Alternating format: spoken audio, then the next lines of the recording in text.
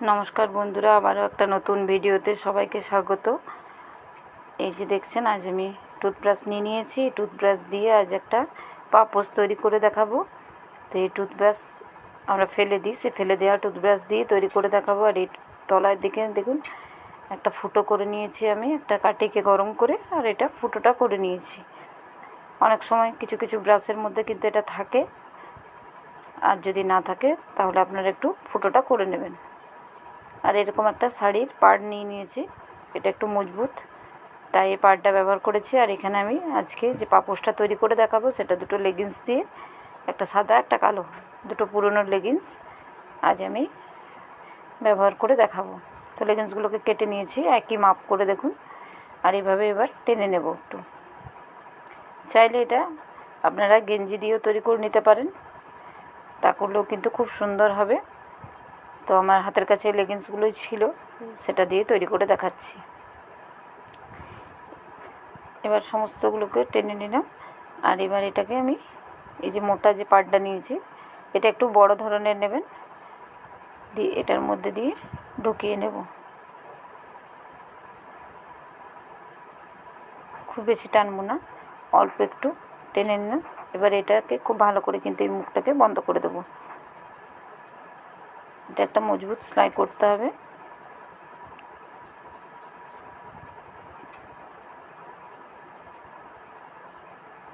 আর একদম সহজভাবে তৈরি হয়ে যাবে। তো এখানে একটু ভালো করে সেলাইটা করে দিচ্ছি।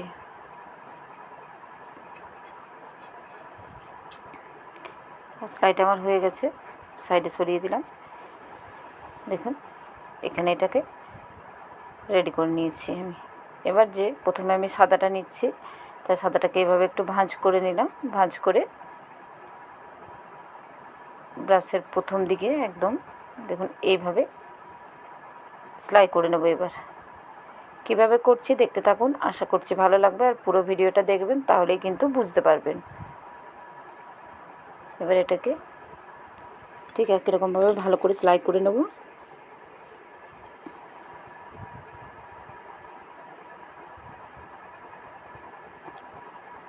তো প্রথমে সেলাইটা একটু মজবুত করে করতে হবে।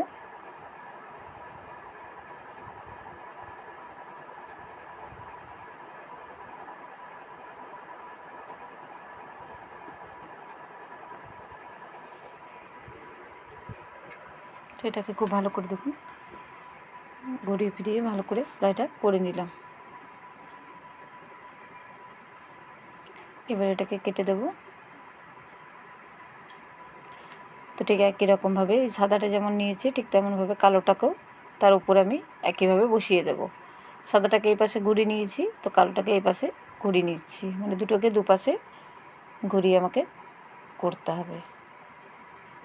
তো এটাকে আমি এই পাশে ঘুরিয়ে নিয়েছি, দেখুন সাদাটা কিন্তু আমার এই পাশে আছে। এবারে এটাকে ঠিক একই রকমভাবে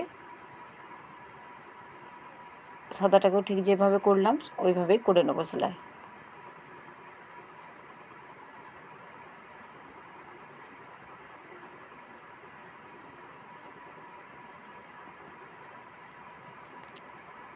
এটাকে খুব ভালো করে কিন্তু সেলাইটা করে নিতে হবে।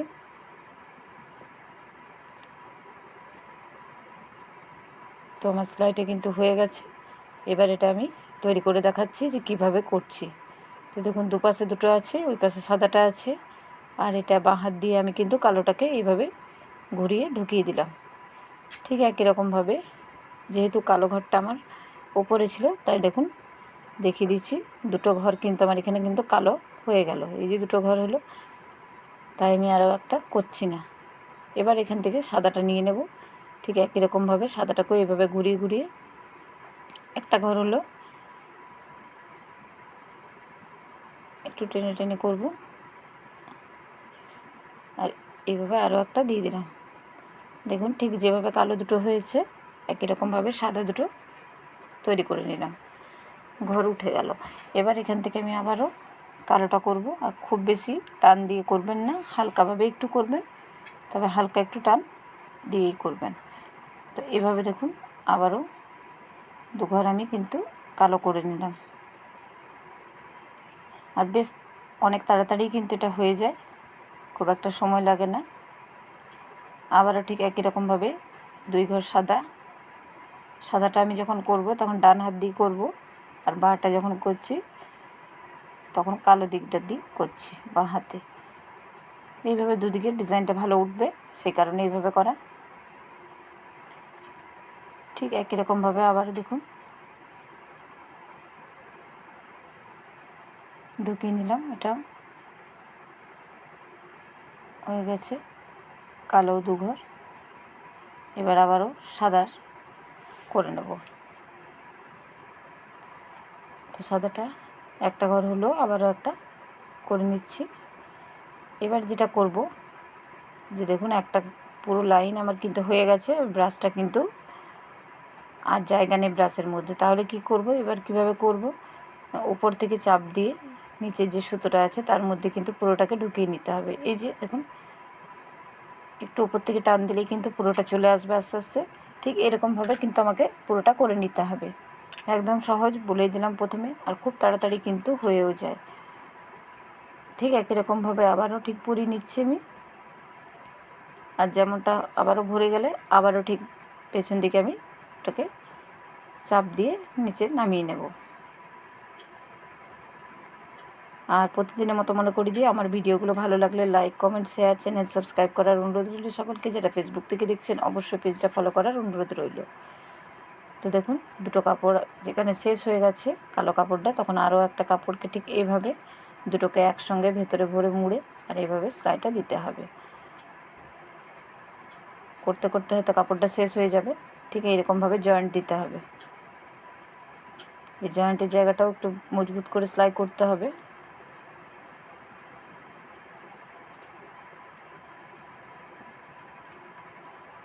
এইভাবে ঠিক পুরোটা আমি ঠিক একই রকমভাবে তৈরি করে নিয়ে চলে এসেছি। দেখুন আপনাদের যতটা লম্বা করতে চান করতে পারেন, যদি বড় করতে চান। আর এখানে দেখুন কালোটা আমার কিন্তু আগেই শেষ হয়ে গেছে, তাই এখানে 4টে ঘর আমি সাদা দিয়ে করে নিলাম, মানে সাদাটা একটু ছিল বলে। এবার এই পুরোটাকে আমি কিন্তু এই যে লাস্টের পজিশনটা দেখতে হবে, কারণ কিভাবে আমি সুতোটাকে বন্ধ করব। তো পুরোটাকে আমি এবার এই সুতোটার মধ্যে নিয়ে নেব। তাই পুরোটাকে একটু চাপ দিয়ে দিয়ে টেনে নিতে হবে। আর এই যে ব্রাশের যে পয়েন্টটা আছে যেখান থেকে আমি সুতোটাকে বেঁধেছিলাম সেটাকে আমি আরও একটু সরিয়ে নেব। তো এই যে এবার দেখুন এই মুখটার মধ্যে এটাকে ঢুকিয়ে দেব একটু টান করে। আর সুতোটা আমার এখনও কিন্তু কাটিনি, আমি একটু পরে কাটবো। এটাকে ঢুকে ভালো করে একটু গিঁটতে দিয়ে নিচ্ছি।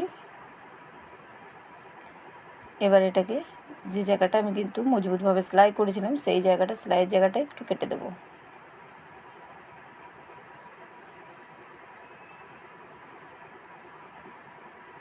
তো খুব মজবুতভাবে করা হয়েছে বলে সহজে কিন্তু কাটা যাচ্ছে না। দেখুন এইভাবে কেটে নিয়েছি। এবার এই সুতোটা আর এই যে গিঁট দেওয়াটা দুটোকে খুব ভালো করে আবারও গিঁট দিয়ে নেব আমি, তাহলে আর খুলে যাবে না। আর এই জিনিসটা খুব মজবুত হয়ে গেল।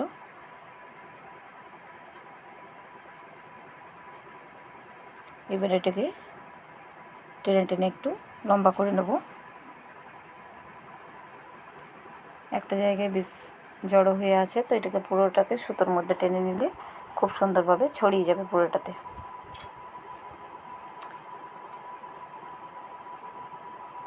এবার যেটা প্রথমে শুরু করেছিলাম সেই জায়গাটাতে এইভাবে সুতোটাতে আরও একটা গিঁট দিয়ে নিলাম। আর আমি আপনারা চাইলে ভেতরে সাদাটা রাখতে পারেন অবশ্য, বা কালোটাও রাখতে পারেন। তো আমি এইভাবে সাদাটা ভেতর দিকে রেখেই এটার মধ্যে সেলাই দেবো। আর এই যে গিঁট দিলাম এই সুতোটা কিন্তু আমি এখন কাটবো না, আগে প্রথমে এটা ঘুরিয়ে নেব, তারপর ওটাকে আমি কেটে দেখাচ্ছি। তো প্রথমেই দেখুন এইভাবে ঘুরিয়ে এটাকে নিচে বসিয়ে বসিয়ে সেলাইটা করে নেব।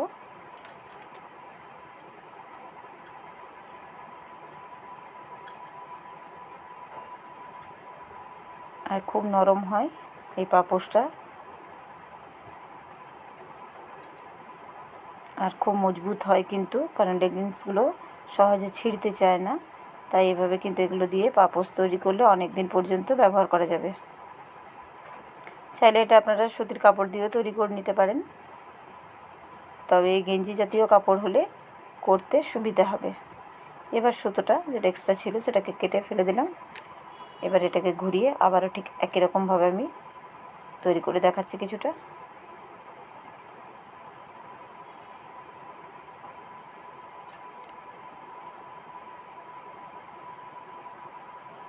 তলার থেকে উপরের দিকে নিয়ে নিচ্ছি যাতে দুটো একসঙ্গে জয়েন্ট হয়ে যায়।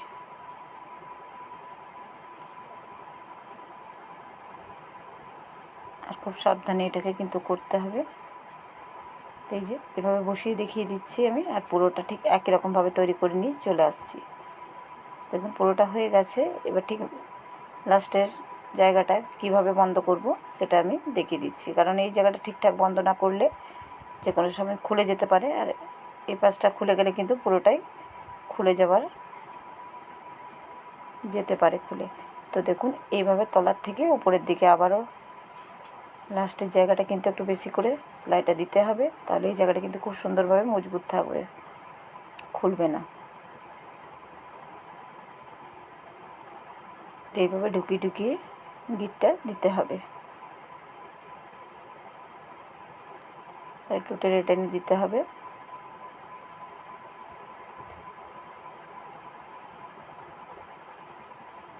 কত সুন্দরভাবে তৈরি হয়ে গেল দেখুন, ব্রাশ দিয়ে পাপোশ তৈরি। কেমন লাগলো অবশ্যই কমেন্ট করে জানাতে ভুলবেন না। এই ধরনের ভিডিও দেখতে চাইলে আমাকে অবশ্যই কমেন্ট করে জানাবেন। দেখুন একদম রেডি হয়ে গেল। আপনারা এটাকে বড় করে নিতে পারেন, তো আমি বেশ অনেকটাই বড় হয়েছে আমার, আপনারা চাইলে কিন্তু আরও বড় তৈরি করে নিতে পারেন। আর দেখতে কতটা সুন্দর লাগছে দেখুন, কোনো রকম ঝামেলা ছাড়াই কিন্তু হয়ে গেল ঝটপট। তো এইভাবে কিন্তু বাড়িতে তৈরি করে নিতে পারেন পুরনো কাপড় দিয়ে এই ধরনের পাপোশ। তো আজকের মতো এই পর্যন্ত, পরের আবার একটা ভিডিওতে দেখা হচ্ছে।